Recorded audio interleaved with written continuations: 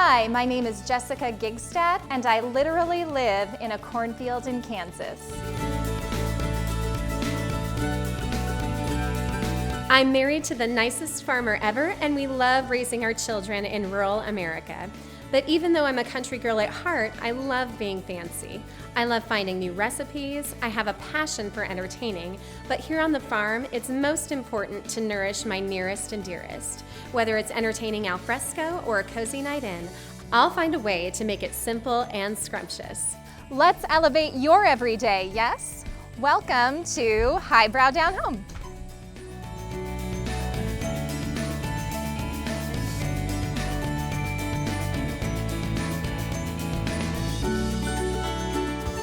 Since the kids are getting a little bit older, game night is becoming a fun new tradition in our house.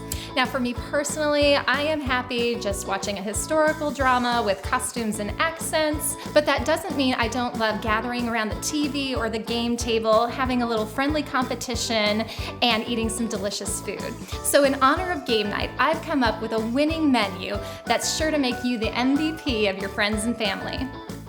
First on the menu is my chocolate pub cake. It's rich and delicious, and it packs a secret punch. Next on the menu is my 3-cheese beer dip, rich and creamy and perfect with salty snacks. Next is my Nashville sliders, spicy, sticky, and sweet, and a perfect little bite for game night. Last is my perfect home fries, baked to perfection and lightly seasoned. Chocolate pub cake starts at the stove, so I am just melting 2 sticks of butter just on medium-high heat. And while those melt away, I am going to add in 3/4 of a cup of unsweetened cocoa powder. And we'll just give those a little stir. And next we're going to add in a really fun ingredient. We're going to add in some dark beer. So I'm just going to get my beer. And it's really foamy, so I like to pour it in kind of slow. It just gives it this dark, rich flavor. So in we go.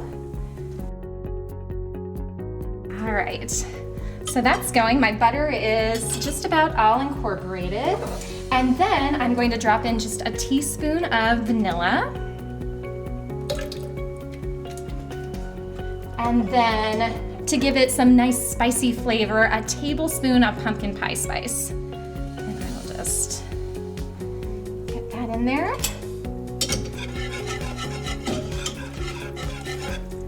Okay. All right, that's looking really good. And next, to make this cake nice and moist, we're gonna add in 1/2 cup of sour cream and just whisk that in.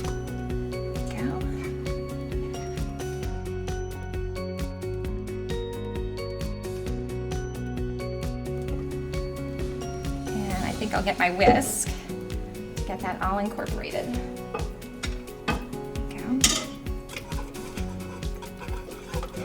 Okay, my wet ingredients are all incorporated, so I'm going to turn this off of the heat, and we are going to add 1 egg.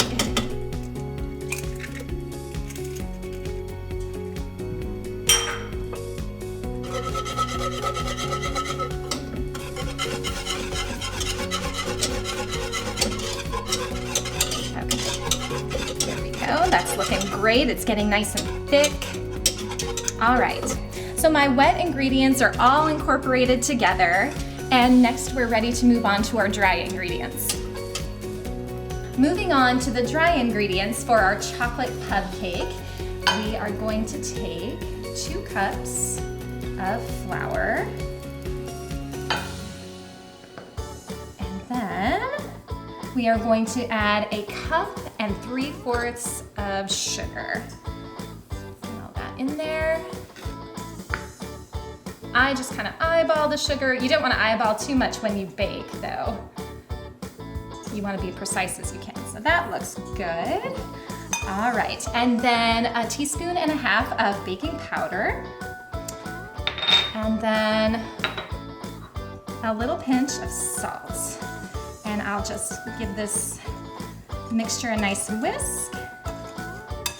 And then we're gonna make a little kind of well here in the middle for the wet ingredients. So I'm gonna grab those off the stove top right now. And here they are, fragrant and rich and all kinds of delicious words. And I'm just going to pour this in.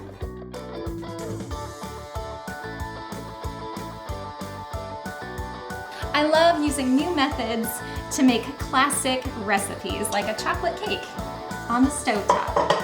Who knew? Just get this all incorporated, using big strokes and kind of getting everything up off the bottom. I wish you could smell it. It smells so good. All right, I think we are all incorporated. Now, as if this weren't chocolatey and rich and decadent enough, we are going to take some chocolate chips, about a cup, and I'm just going to fold those in. Looks good. And these are nice big chocolate chips. All right, looking gorgeous. Okay, so next what I have here is a parchment lined 9x13, and I just put the parchment down so that we can lift the cake out when it's done, and it makes for much easier cutting. So, okay, I'm actually just going to give it another little spray. There we go. So that nothing will stick. This will come out. All right, and let's just pour this gorgeous batter in the 9x13. Ooh, yes. Ah.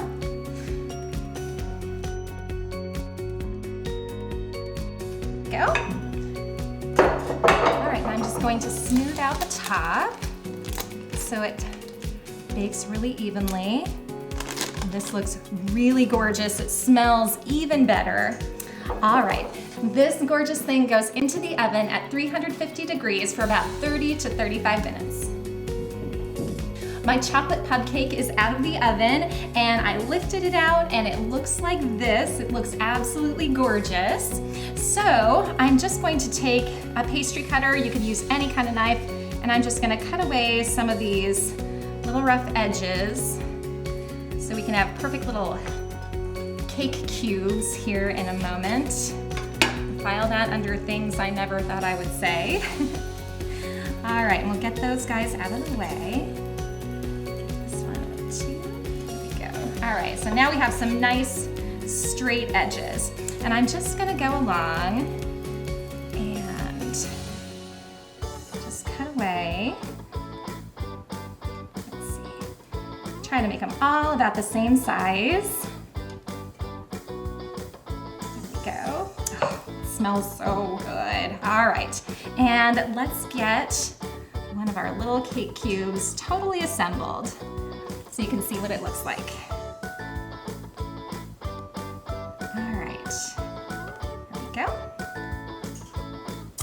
So fun.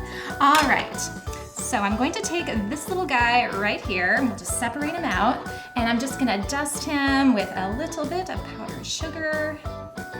And I didn't want to put a frosting or anything too distracting on top of this cake. I just wanted to kind of let the flavors of the spices and the beer and the chocolate just kind of shine through. And then I found these cute little toothpicks, so we will just stick that in. How fun is that? Put this on a little platter, and you've got a nice sweet little bite that's easy to eat, great for game day. That's one dish done for game night. And up next, my 3-cheese beer dip. Don't go away. Next on the menu is my 3-cheese beer dip. I love this dip because it has so many fun, unique flavors going on in it. And it's cheesy and smooth and just really different from like chips and guac and salsa and stuff like that. I just think it's kind of a fun little upgrade. So what I have here is some Gouda that I'm grating up, and I'm needing a 1.5 cups of this Gouda. There we go. All right, that looks like a good amount of Gouda. Okay. And I have a cup and a half of Gouda and a cup and a half of Colby, and then 6 ounces of cream cheese. So I'm just gonna take this all over to the stove, and we're going to melt it all together and make a really delicious dip with it. All right, now we're getting ready to start melting all this cheese into some beer, and what could be wrong with that scenario? So I'm just using an ale. You can use whatever kind of beer that you like. I would tend to use a beer that has a little bit of a stronger flavor just so you can taste it through all of the cheese, but any beer that you like is fine. So I am going to start with about half a cup, maybe a little bit more of this ale. And just pour that on in there. If you want to thin out your dip, you can sure add a little bit more beer, but we don't want our dip to be too thin, so I'm just going to be conservative. And then we're going to add in 6 ounces of cream cheese. And I'm just going to give this a little stir around and get it melting. Pop this. This is so much fun. Guys especially like this dip. Scott's not even a big beer person, and he really likes this dip.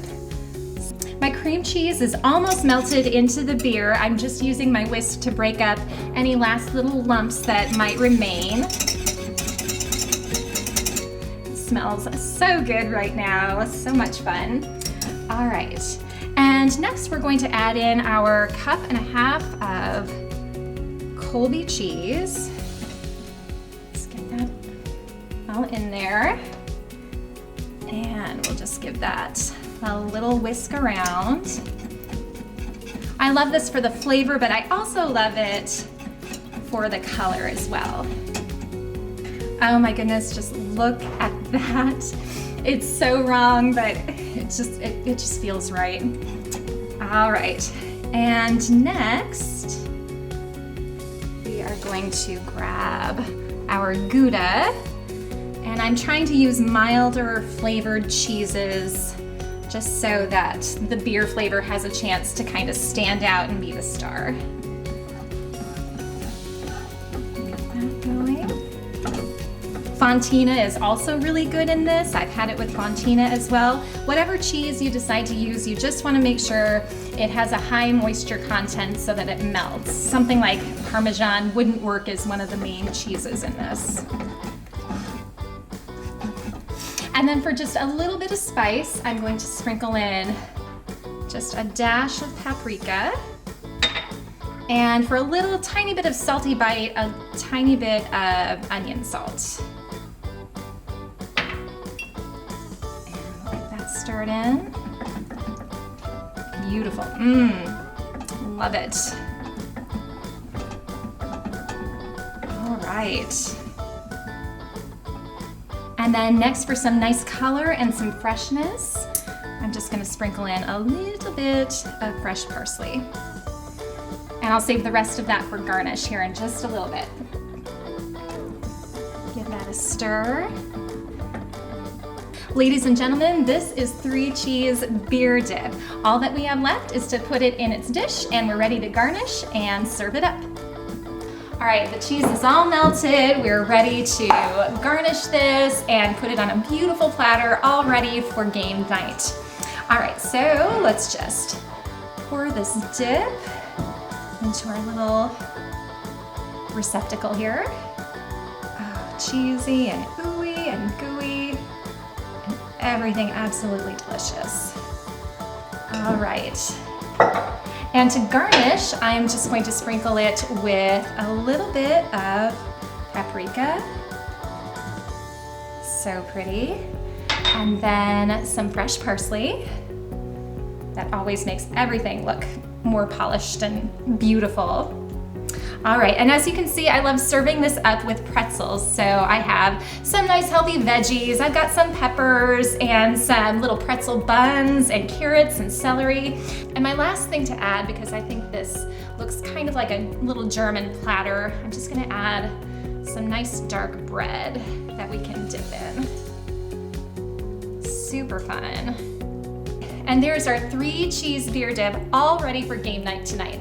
I also like to serve this with some pretzel rods.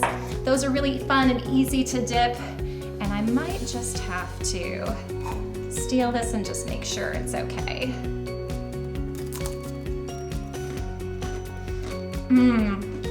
I can taste all of the cheese, the beer is shining through, and bonus, there's a little leftover beer at the end. And what you do with that is completely up to you. Coming up, my Nashville sliders. Stay right here. Next, we're on to my Nashville chicken sliders. Who does not love hot chicken? I absolutely love it. So I thought it'd be fun to put these on a cute little bun and fry them up nice and crispy. I think it'll be so good for game night. So I have 8 chicken breast tenderloins here that are thawed, and I've sandwiched them between some cling wrap here. And just to make sure they fry up evenly and a little bit faster and they're tenderer, if that's a word, I'm going to just kind of pound them out with my rolling pin right here. So we're just gonna pound away. Not a whole lot because they're thin already, but this just helps tenderize them a little bit. All right, looking perfect. Okay. So my chicken breast tenderloin look really good. So I'm just going to take them out and just get them out of my way onto a plate.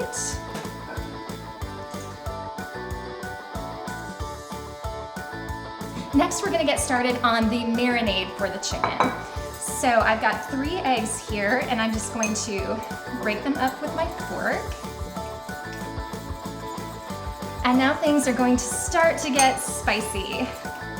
I'm going to take some Louisiana hot sauce, and we are going to put in 3 tablespoons of Louisiana hot sauce. If it were just a dash or 2, I would totally blow off measuring it out, but since we don't want to get too out of control here, I'm going to measure. All right, there we go. Looks good. And we'll give that a stir. Okay. Then I'm going to grab my chicken, and we're just going to let it rest in the egg and Tabasco mixture. Get everybody nice and coated. And I'm just letting it rest in here instead of doing a little assembly line like I normally would. We're gonna let it soak in some of that nice spice. Okay. All right, that looks great. I'm gonna set this aside for now. While my chicken is marinating, I'm going to get started on the coating for the chicken. So that starts with a cup of panko crumbs, about like that.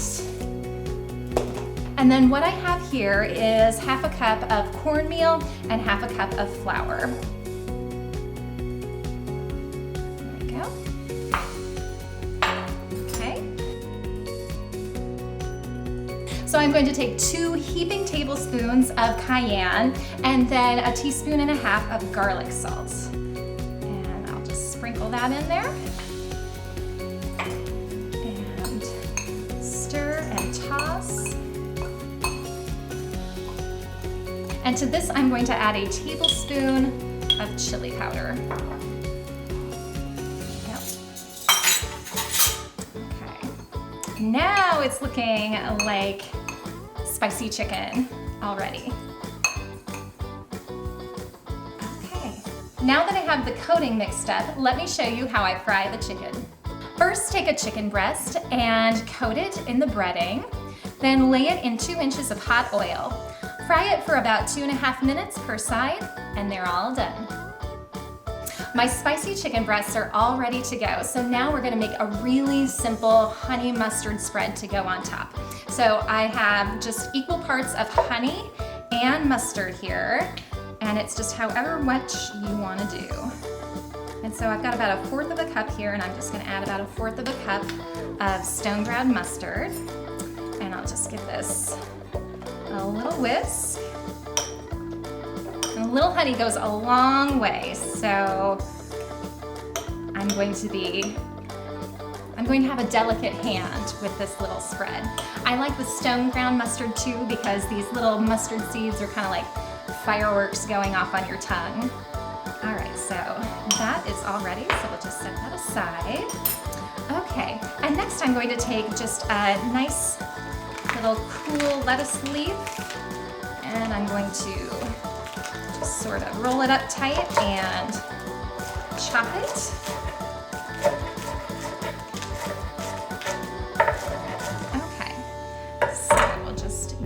The way.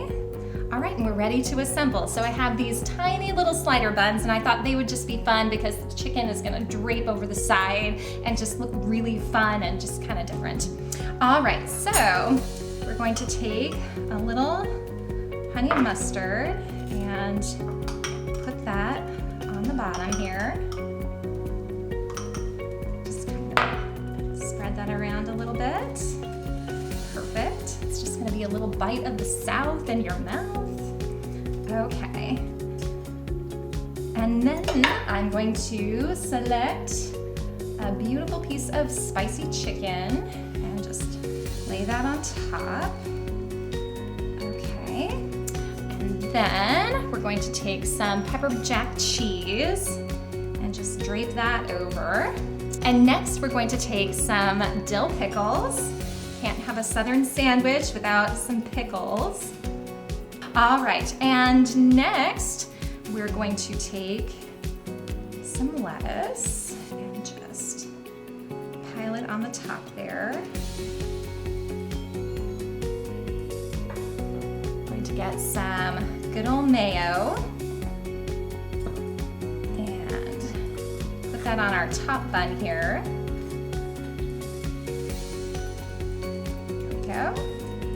And we're gonna pop the lid on, and just to make it extra fun, I'm going to take another little dill pickle here and grab a fun little toothpick, and we're just gonna smush it down, keep it all together.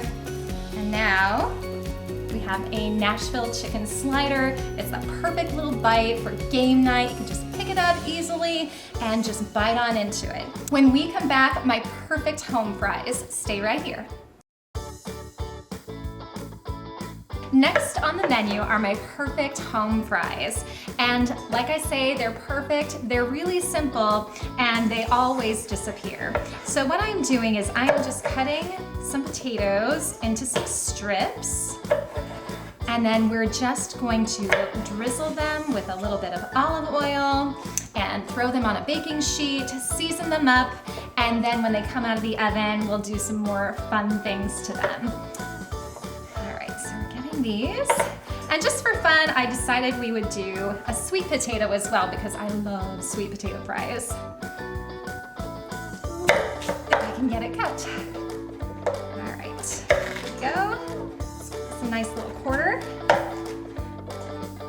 And a trick that I like to do to my potatoes before I bake them off is I like to soak them in some water so that some of the starch drains off.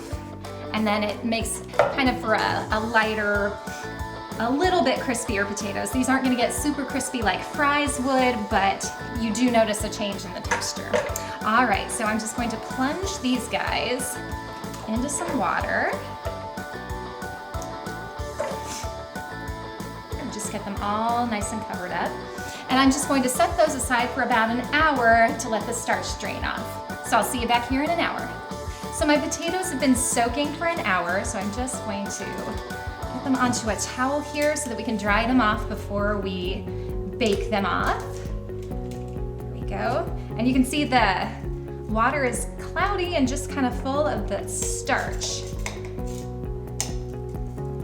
These are gonna be so much fun for game day. They're great dipped in ketchup. Sometimes I like to take a little sriracha and mix that into my ketchup.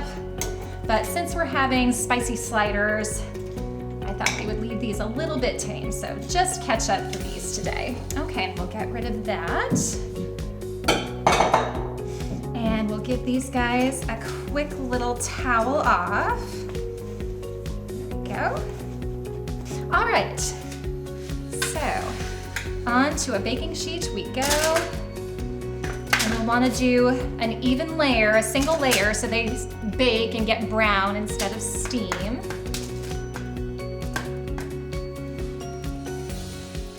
Go. As usual, my eyes are bigger than my baking sheet, and I may have made too many. No, I think we're gonna get them all on here. I love the variety of color. I especially love that I didn't have to peel all the potatoes, except for the sweet potato, I did peel that one. All right, so we're gonna drizzle some olive oil on. And like I said, it's just really, really simple. And then we're just going to take a generous amount of salt, make it rain. Love a nice salty fry. Okay, and some coarse pepper. Go. And then for a little kick of flavor, some garlic powder. And we'll keep the flavors sort of simple because we are going to do some more lovely things to these after they come out. And then I'm just gonna kind of mix them up with my hands. Okay. And my perfect home fries are ready to go into a 350-degree oven for about 30 to 35 minutes. And I'll toss them once during that time, and then we're ready to top them off.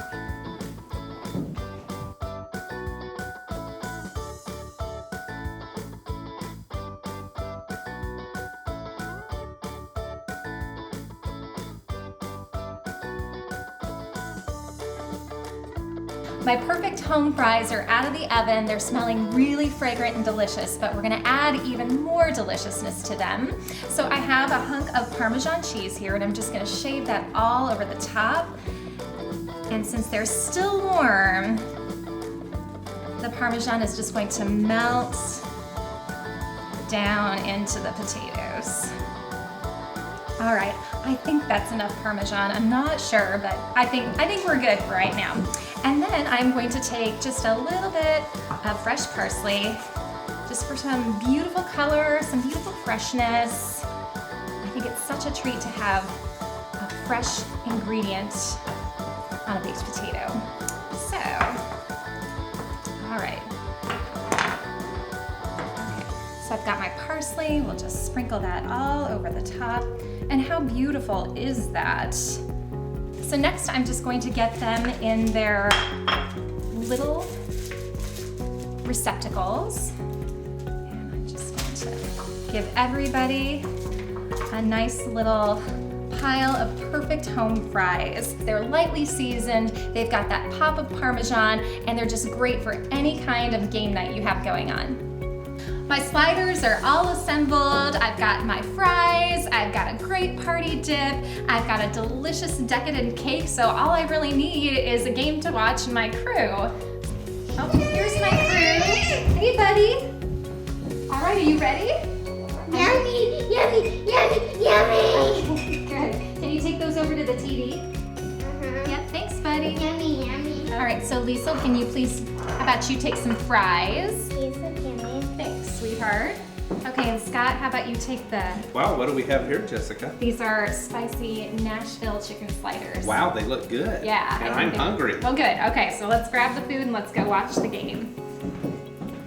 Well, from our house to your house, I hope you enjoy all these party foods and recipes.